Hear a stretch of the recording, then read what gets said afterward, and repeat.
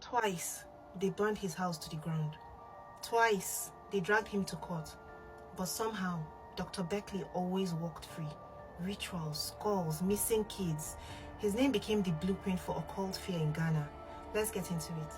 Dr. Sri Yogi Ram Beckley, that's the name he gave himself, but his real name is Prince Nicholas Beckley, a Ghanaian man who studied medicine in the Soviet Union. He came back and he reinvented himself as a mystic.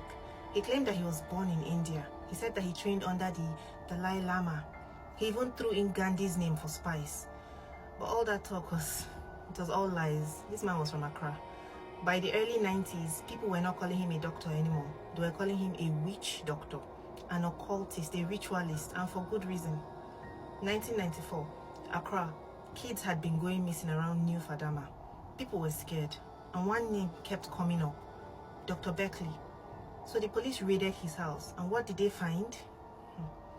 Human skulls, blood-stained ritual items, a pile of children's school uniforms hidden away.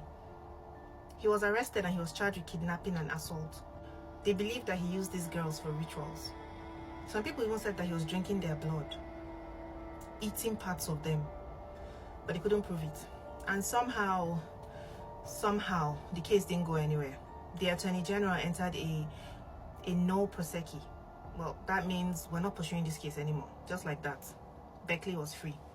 But Accra was not having it. An angry mob stormed his house in New Fadama. They burned the whole thing to ashes. People said if the law won't deal with him, then we'll do it by ourselves. Fast forward to 2002. You think after all that, Beckley would stay low, hide, keep his head down, retire from the ritual game. But no.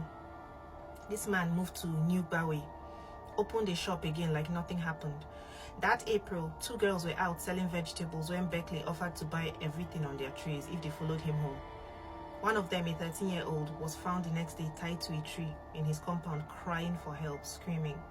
The second girl, she was never seen again. Police arrested him again. Another raid, another crowd, and once again, they burnt his house down. For the second time in 8 years, people set fire to his mansion and they watched it crumble to the ground. This man was a terror on 2 legs. He was charged again with kidnapping and assault. The police even kept him in protective custody because the Ghanaian people this time, they were ready to kill him on sight. They were tired. But once again, delays.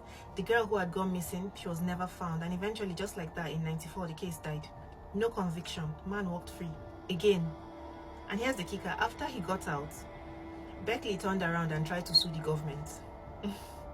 He said that they should pay him 50 million cedis for the house that got burned. The audacity. Let me paint this man for you properly. He used his medical background to make people trust him. He wore robes.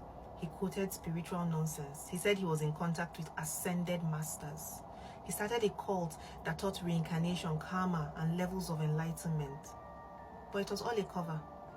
Behind all this, his robes and plenty talk, he was running a pyramid scheme, collecting money from followers, promising them spiritual blessings and financial miracles, recruiting people like it was MLM. And some of these rituals, allegedly, they involved sexual abuse. People were scared of him, they were scared of this man, but others just followed him blindly. He used fear, mysticism, manipulation to control everybody around him. After the second arrest in 2002, Beckley vanished. By 2005, he was gone. No trace, no sightings. Some say he ran to Togo. Others say maybe he died. But up till today, nobody knows for sure. In Ghana, his name still carries weight. Ask anybody who grew up in the 90s, they will tell you. Parents used to say, if you don't behave, Beckley will get you. Schools were on high alert. Churches held prayer vigils. His case, it became the poster child for everything wrong with ritual killings and spiritual fraud in the country. Even now, people get chills just from hearing his name. He was never convicted. He was never sentenced. But in the court of public opinion, Dr. Beckley is guilty of everything and more. And somehow, this man got away.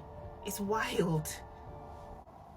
If you enjoyed this video, please follow me for more stories like this. And if you check my bio, you see my other social media that you can follow me on as well.